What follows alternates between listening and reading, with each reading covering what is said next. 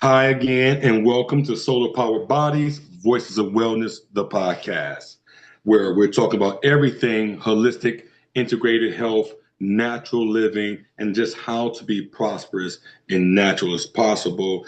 We bring to you the greatest professionals and the greatest minds in holistic wellness. Today, we have the wonderful Lori Beard, life coach. She's a passionate coach, clinical hypnosis practitioner, a speaker who empowers clients to overcome these limiting beliefs and achieve breakthroughs. Her approach blends personal joy with professional fulfillment, guiding clients to tap into their true potentials.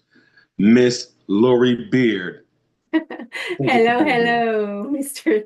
Dr. Timando. How are you? I'm so honored to be here today. I'm looking forward for this conversation. Awesome. Listen, I was looking at some of your background information. I was looking at your social media. You are well involved in the industry of holistic wellness, and I'm interested in knowing how you got here. In your bio, it talks about your. A matter of fact, I'm going to let you introduce yourself. Like you said, Lori Beard, and I am a passionate life coach because I understand how thinking that you are too small or you can't accomplish things is very limiting. And I just help clients open doors to opportunities. I help them figure it out for themselves. And that's who I am in a nutshell. Okay. So your mind, you teach them to peel back the layers of themselves in the layers of time, because it's really what it is. You got to go back in layers and time and heal themselves. That's kind of like recovery, right? It's like a recovery specialist to help them recover from traumas and past lives. Absolutely. Very good. Yeah, and to tell you a little bit about myself, also, it's just I didn't know if you wanted a long answer or a shorter answer, but I can start with me being the youngest of four children, a mom that was basically the wet breadwinner because she went through a divorce, and then my grandma decided to support and help and assist my mom. I was observing already some behaviors, and I was just taking mental note. This little girl just taking mental note on all these circumstances of life, and me witnessing the fact that my mom was single, and it was kind of a little bit harder than the rest of my peers at the time. My mother wanted a good education for us, and we went to a private Catholic school where many people were affluent and had a perfect or an ideal family composition, and we didn't. So I kind of was shying away from like reality in the terms of in a way of like me thinking I was less than, right? Less than them, or my mom was the divorced mom versus everybody else there. And I was also different in many things, even though we were in a Catholic school, I didn't practice, we didn't practice Catholicism and all that. So there was a lot against me. Or that even it was even when it was literally or self-inflicted, like we think Yes. like we put ourselves in those positions, right? In these positions of like, oh, comparing ourselves to others or thinking what are the societal norms and things like that. So seeing that, I observed certain things and I wanted totally something ideal for Mhm. me in a way of I wanted a husband and I wanted to fight for our marriage for it to be okay. And I understand divorce needs to happen before in the case of my mom, I honestly think she was super courageous to have made that choice, Mhm. knowing she was left with four children and she fought so much for us. But for a long time, this is my little first lesson learned when I decided I raised eight children, very supportive husband at home, breadwinner, and then I was the stay-at-home person, and that's how I wanted it. So I lived very fulfilled, very happy that that dream came true. And but I wanted to contribute with the community, society, and that's when I decided to be a life coach. And in that process of self-discovery, because I always say my grandma shared a lot of wisdom with me, and I was so thirsty for her wisdom and knowledge. And she was my first life coach, but I say that I was my own first client because in the process of learning, if I were to help others in their path, I needed to realize certain things about myself. And one great aha moment that I had, if this helps anybody watching or listening, is that for a long time I was allowing the idea of my dad leaving us, choosing something else, somebody else, a different circumstance, different household than me, than us, right? And I was giving Mhm. that so much control, and something like tapped into my head that that kind of told me, why are you giving this so much control if he was 50% of that equation? Why aren't you Mhm. focusing more on that aspect of your Mhm. situation rather than the other 50% that it was your Mhm. mom that chose you, that fought for you, Mhm. stayed, showed up, That's heavy. and you have allowed the negativity of this other aspect of this equation, or this half of this, to control you, with self-inflicting limiting beliefs and all that. When I realized and I reframed that way of thinking, oh, it was very empowering. Mhm. That said, hey, I have given my dad, or this negativity of his decisions at the time, so much power. But if I rejoice in, celebrate the fact, and acknowledge, and I'm grateful for the fact that my mom stayed and fought for us, oh my goodness, it makes such a huge Mm. difference. You know, that is empowering to hear as a man, first of all. So I know how many young ladies need to hear that story, right? Sounds like my little sisters, right? That went through some of the similar things, and I would love to for her to have heard what you're saying. She's not with us anymore, based on some of those traumas that we're talking about. And it's another one of the reasons why I do what I do, because we couldn't save my sister or some other loved ones that were women in our families. And so it kind of helps me to focus on giving it to you guys, to your audience, my audiences, my people. Um, Again, your bio mentions, let's talk about the clinical hypnosis practitioner. Okay. In your background check, you have clinical hypnosis practitioner. How do you bring that, and what are the components of clinical hypnosis? I know the stigma is like, um, they say, someone just recently asked me, um, are you opposed to a hypnosis session? And I was like, yes. I don't need you in my mind. I don't need you in my head, right? Very I don't. common. I'm not even up there, right? But then I do advocate for clinical hypnosis in SUD and addiction recovery. Okay. Um, I'm not the practitioner, of course, and a lot of them give me some good reports. So when they suggest it to me, I'm still kind of like, ugh, right? They want to have me barking like a dog, right? So tell some of our listeners the myths versus the reality of it and how you actually apply. Thank you. Thank you for that opportunity. Before I delve into that, can I just say a little bit parenthesis on my first part of the story, and which is very kind of you to want to, in the name of your sister, that I understand that is no longer with us, right, or with you. I'm so sorry about that, but it's so wonderful that you're wanting to help others avoid that path, or um, rescue other people and protect them. But I also want to say that um, there are men that have struggled with divorces because of the women's choices and prerogatives, right? And that are not ideal for a very successful romantic or relationship. So or partnership. And I understand that. In my situation, it was my dad, and at the same time also it was very good for me to realize that I'm not responsible for the choices my dad made at the time. Him and I have a Mhm. great relationship right now. My mom and my grandma actually met amazing men, and they redid their lives. They gave themselves that opportunity, and they are with men that are amazing right now.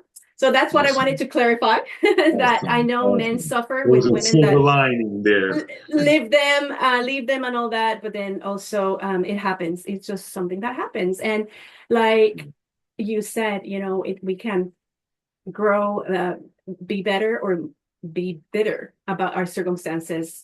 and we can turn our mess into our message and pain into passion. So I'm glad you that pain, you're using it because you're passionately now helping so many. But yeah, clinical hypnosis is not mind control. Clinical hypnosis is not, giving, it's not the stage hypnosis people see in the movies and clinical hypnosis. I think mind control is the biggest one. Anything else you've heard about clinical hypnosis that is kind of like a myth? If you can name them, go ahead. But what clinical hypnosis is just a methodology that helps an individual or a subject get into a relaxed state, when clinically or technically we say a trance state, and relax so that my voice, with the help of a guided meditation or a script, whether that can be metaphorical or it can be very literal. Okay, if you have a fear of speaking, for example, which is a very normal, common fear of speaking in front of an audience, I can say, you imagine yourself on stage, you imagine yourself confident, and I take you to a place where literally I talk about that situation. Or metaphorically can be like, imagine that you are a tall tree and you are just irradiating, and in the middle of the forest you stand out. And that is more metaphorical, because the language that I use will be more metaphorical, and then the individual or the subject, with the power of their imagination, that's why it's called guided imagery or guided meditation, will paint that ideal picture in the screen of their imagination or their mind, to help create a better outcome, a better picture in that moment, for them to see themselves accomplishing X, Y, Z, releasing, removing, or reframing an experience in their life.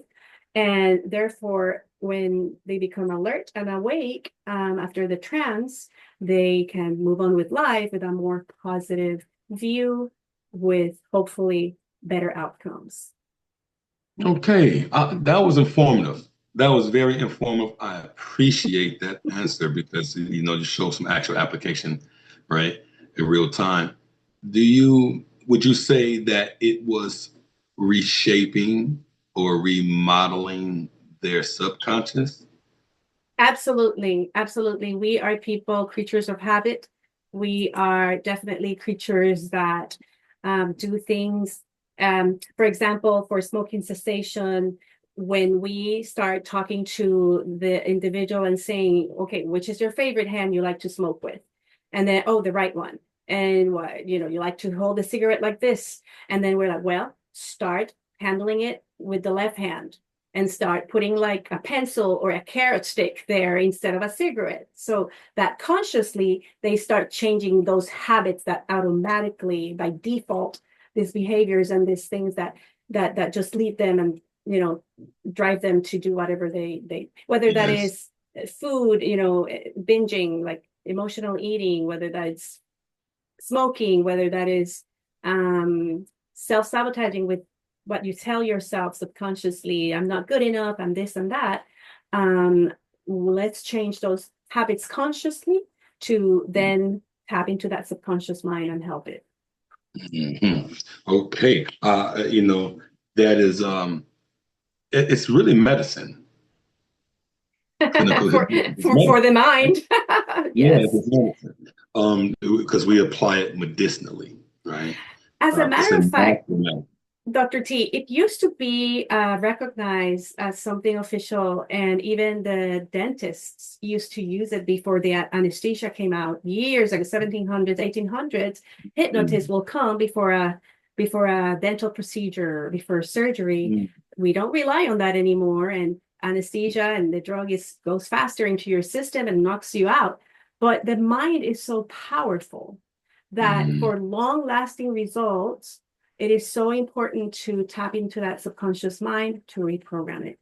And it's not that it's going to work on the first, but after the first appointment or session, many of my clients experience already awakenings, transformation, new desires to I never thought I could do this. And now I called a lawyer and I'm going to deal with this. Or, now I always felt like this elephant leg on my chest doing pressure and I couldn't even breathe. And we didn't go there for the client to help her how to breathe, help her to breathe Mhm. better. But as a Mhm. result, as a byproduct of a session, there's just so many amazing and individual and very unexpected even result and positive outcomes that just anything just counts for them to do some steps forward and start believing something Is this different. what you refer to as, I mean, when you refer to resilient transformation, is this what you're talking about? Or what do you mean by Absolutely. resilient transformation? Well, it's for them to believe that that they can live life with passion and purpose and more intentional than just letting life get by. And for them to understand that circumstances are not supposed. It's like my example when I thought and I was giving my father's decision at the time more power and control. I didn't think I was enough, and it's just like a balloon, like deflated balloon. It made me smaller. It made me not have ambition. It made me think that it was impossible because I was not Mhm. good enough. When I Mhm. let all that go, I become more resilient. Oh, somebody didn't like my book. It doesn't matter. I'll try here. Or Okay. it's that resiliency that you develop when you release, remove, and resolve those limiting beliefs or those ideas you had that were grasping at you or were controlling you, or you were allowing for those to control you. Again, that is medicinal, correct? Okay. It's a Well, natural you're the medicine. It's a doctor. natural answer to an ailment, right? It's a So I think holistic. of everything as medicine. Food is medicine. That's Thought, true. cognitive behavioral medicine, right? And I Um, appreciate you saying that. It's just amazing. Yes. um, okay, what are you have a mission statement along the way of strengthening parent-teen bonds. Your mission to strengthen parent-teen bonds is tell us what inspires that. Yes. And perhaps I've mentioned it already or not, but when I was feeling very fulfilled when I was raising my children, and it was thank to Oh, Heavenly Father, it was 8 of them. yeah. I noticed a huge. Were you a teen mom? I no, I had my first child when I was 21. Okay, okay, okay, So, okay. but what I'm saying is that I raised the one. I have 7 adults now and 1 teenager. So the one left No, you don't. No, you do not. I can't believe it. I don't believe it. Yeah, I'm a You grandma look like a already. teen. You look like you're just 22 now. Oh, you're so sweet. No, I my oldest is 30. Wow.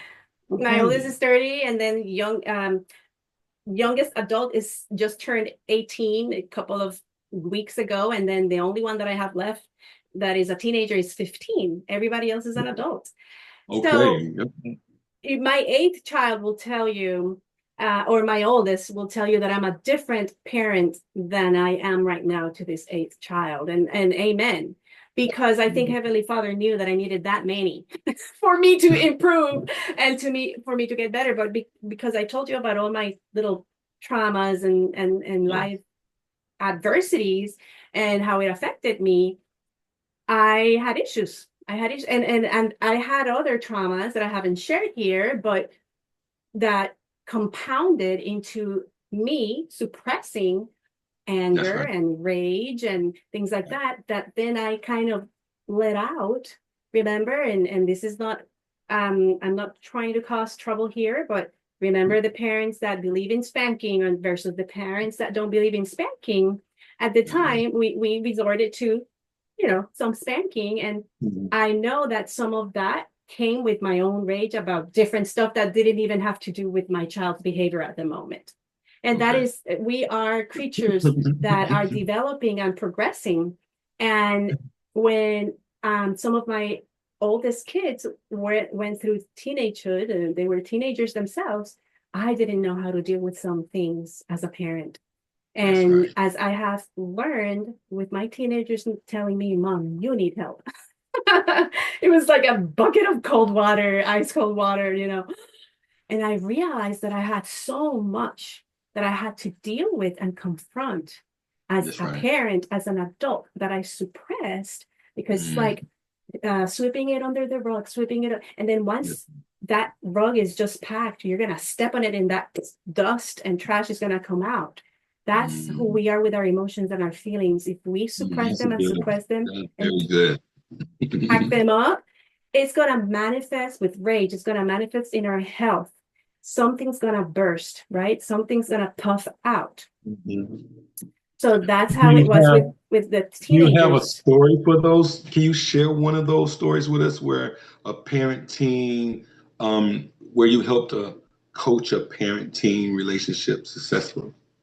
Absolutely. I have a story of a parent that basically was wanting to leave her dreams, her life that she couldn't accomplish as a teenager because of her own issues with her mom or her parents through their daughter. And that was causing a lot of unfair pressure on that teenager. And the mom needed to, I was coaching both. And I was helping the mom realize that her daughter had a new life, different circumstances, and that she could not continue living life or wanting her daughter to choose the life that mom wanted for her on her mom's own accord.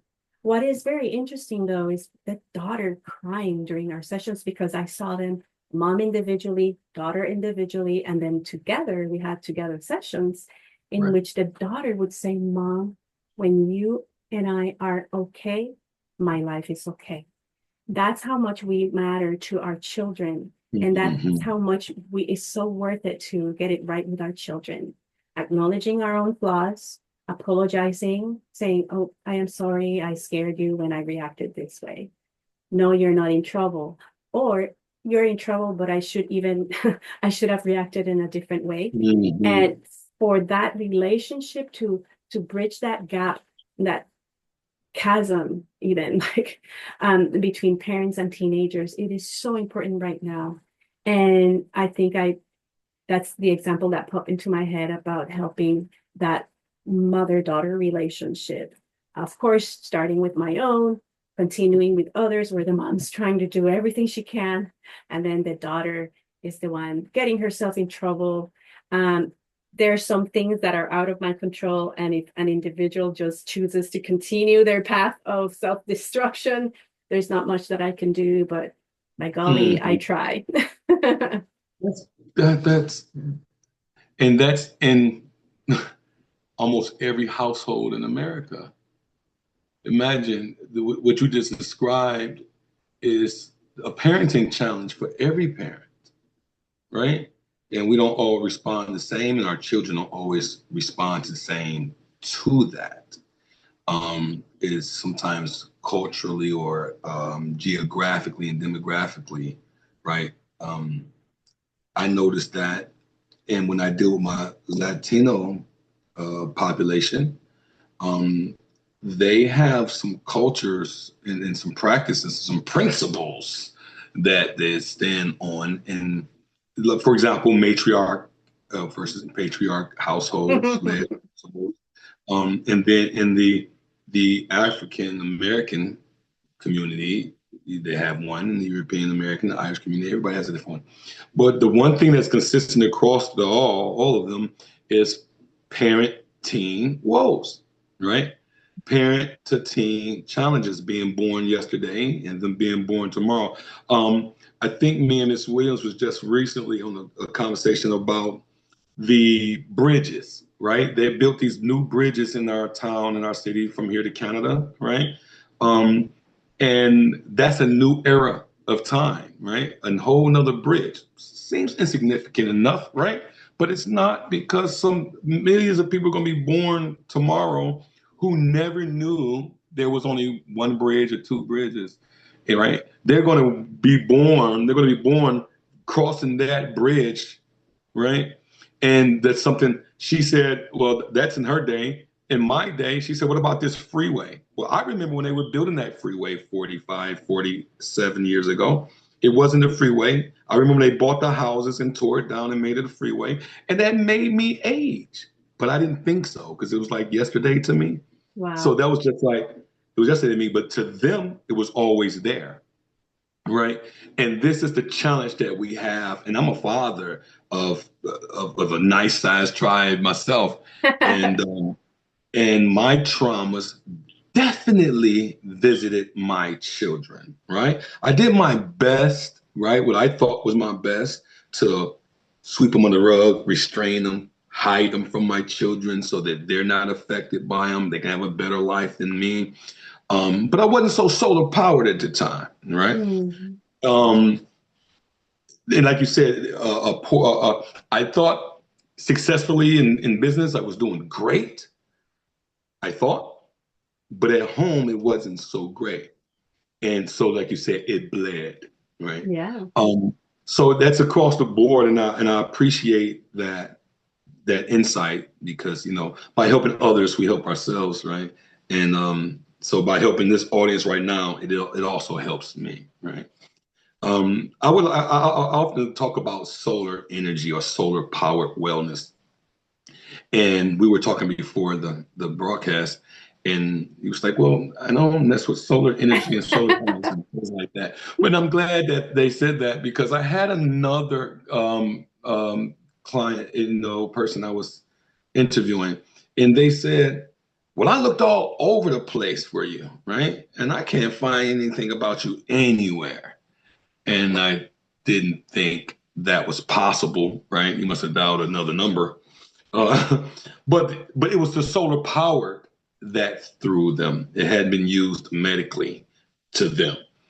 Um, but it is medical, right? It's holistic healing. I say to my clients, and so I'm saying this to your audience as well, to our audience who's listening, that solar powered living means living closest to the sun, living as natural as possible, afar from as much chaos, as much confusion, as much pollutants, as much toxin and toxicity as possible, right? So when we can clear our relationships of toxicity, we'll be living solar power, right? We'll be lighter, right? Our continence is lighter. We're living closer to the sun. So, and can you provide because when you say you apply clinical hypnosis, and does that also go with do you advocate natural health and wellness as well, or do you not?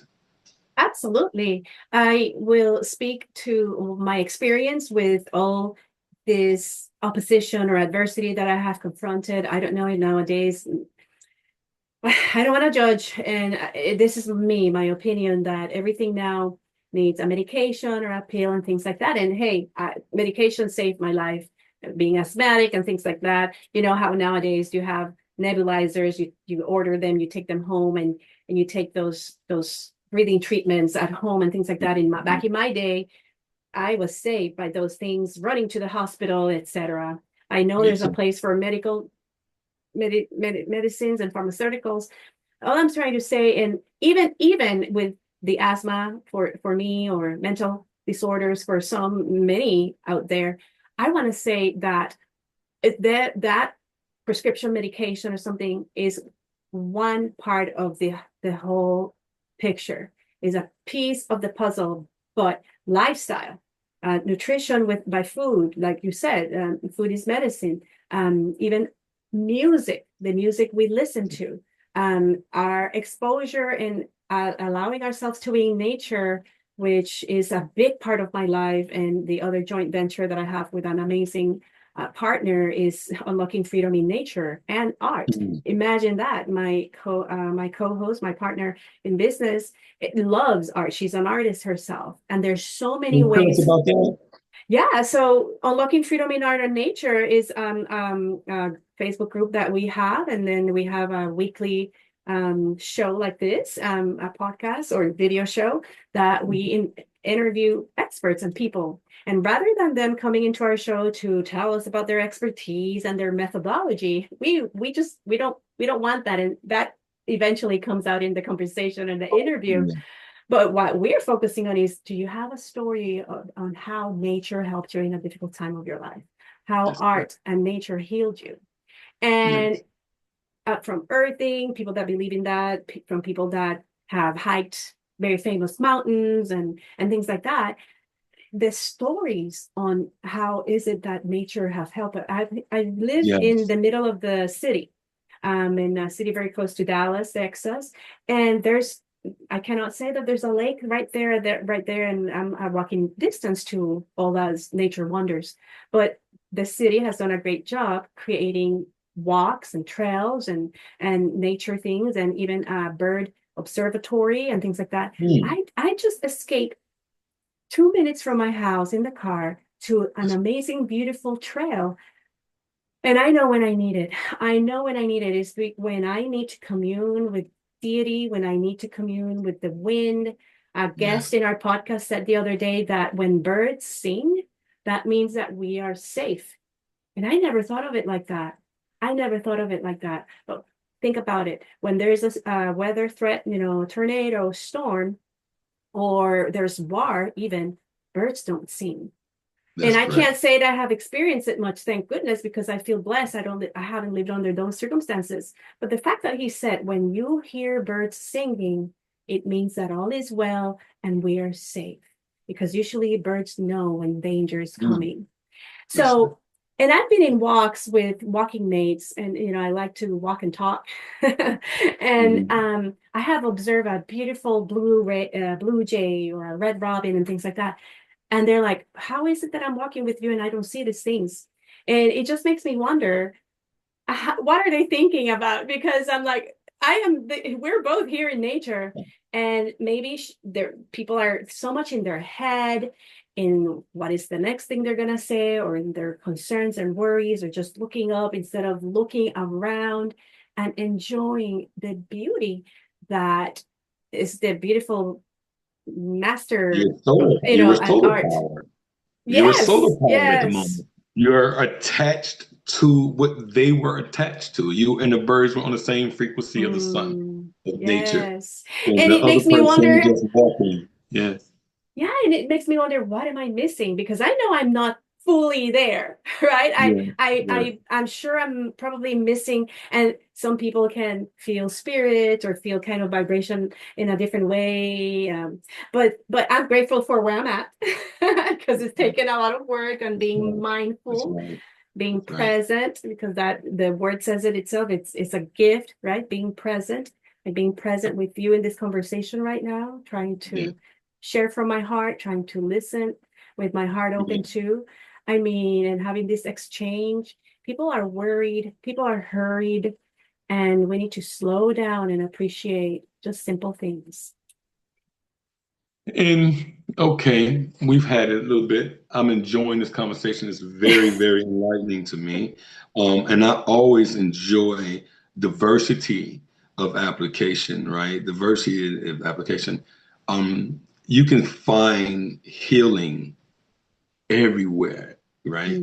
Mm. We don't always identify it as such, right? You talked about the wind, right? The Mm. wind is very healing, right? Just the sound of the wind.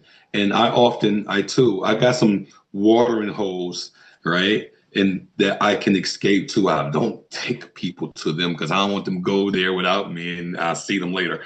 So I got some places throughout my town or my state that I'll go hide and just be there for hours and hours and hours and just be the deer and the birds and the water. And that's healing. That's so medicinal. As we get ready to close, I don't want to let you go because, and we're going to have this again. I'm going to come on your show because this is, Yes, this please. is healing for me. Um, when you have a clinical, you're a life coach, you are a clinical hypnosis. Is that how I would say that? Right. Practitioner, yes. Mhm. A practitioner. Um, what other strategies or modalities in recovery medicine? We are evidence-based best practices. There's some pillars, there's some different strategies that we use to Yeah. reach, this one doesn't respond well to that. Um, in your case, it sounds like you do the healing just takes different languages, right? You describe wraparound services when you talked about, you coach the mom, you coach the daughter, and then you coach them together. You have a group, and that's a family wraparound service, right? That's a family service, family. Yes. And then in SUD, you do it in mental health. It has its place. Then I got some people we can't put them in the same room. Oh, right? so sad. Um, so what are your favorite modalities that allow you to reach your people? If you, our audience was looking, you say, okay, some of them, I'm very terrified of hypnosis, but you make it sound interesting. I'm willing to try it. She does family wraparound, one-on-one, individual coaching, and family coaching. What other modes did you use in your practice to help them holistically? That's it. I'm not sure if Those are major. if this adds to it, but within the modality that I'm calling or under the umbrella of life coaching and clinical hypnosis, self-awareness, teach them how to meditate and take deep breaths. As humans, we undervalue or underuse the Mhm. power of Mhm. deep breathing. And that's how I help my clients get into a relaxed mode where they can then allow themselves to get into this trance mode, which will open their mind to be more receptive. Again, it's under the umbrella of life coaching and clinical hypnosis. Another exercise with this is more under the life coaching. Usually, whether it's via Zoom or in person, I help my client understand that writing, brainstorming, brain dumps Mhm. is what I call them. It is so important, whether that is a journal, a gratitude journal, but also making clouds of like ideas of where is this coming from? Charts. I helped someone make a very important decision with a chart. And so there's a lot of tools, the wheel Mhm. of balancing life. How are you doing in your relationships? How are you doing in your professional realm? How are you doing with your spirituality? I don't know if you've seen that, what I call the Yeah. pie, the pie. There's Yes. so much power in jotting things down. I open a whiteboard on the Zoom screen and I say, okay, so you're here, you're having this decision. Let's evaluate the pros and cons. I mean, it sounds silly or foolish or not very elaborate, but it is just so amazing Very how systematic. Mhm. we can, with tools that I already have already Mhm. pre-made and that have been facilitated to us as coaches to help clients, or just out of my mind, like right now, let's just evaluate right now. What is it that let's just put all this in paper, in writing, because as individuals, we have all this stuff in our head, like I said, packed in or suppressed or whatever, or floating around our head.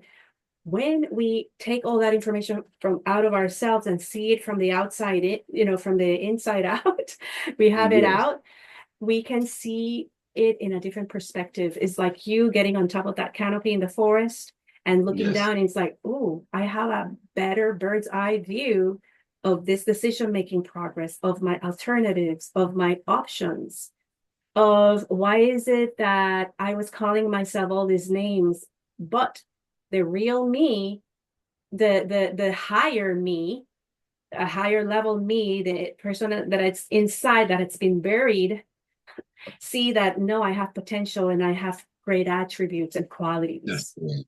That's right. That's that right. these are my talents or these are my strengths versus my weaknesses. I've been controlling my, I've been, that I have allowed to control me. And Mm. if you want to call that modalities, is just That writing it is, and it's, down. yes, that is correct. That's the integratedness of the Yes. health model, right? Because it looks like who you're talking to, right? We have to be able to communicate and meet them where they are, and that is, Mhm. and we administer that medicine. I have what we call the 2 minute scrimmage and the 5 minute scrimmage, okay?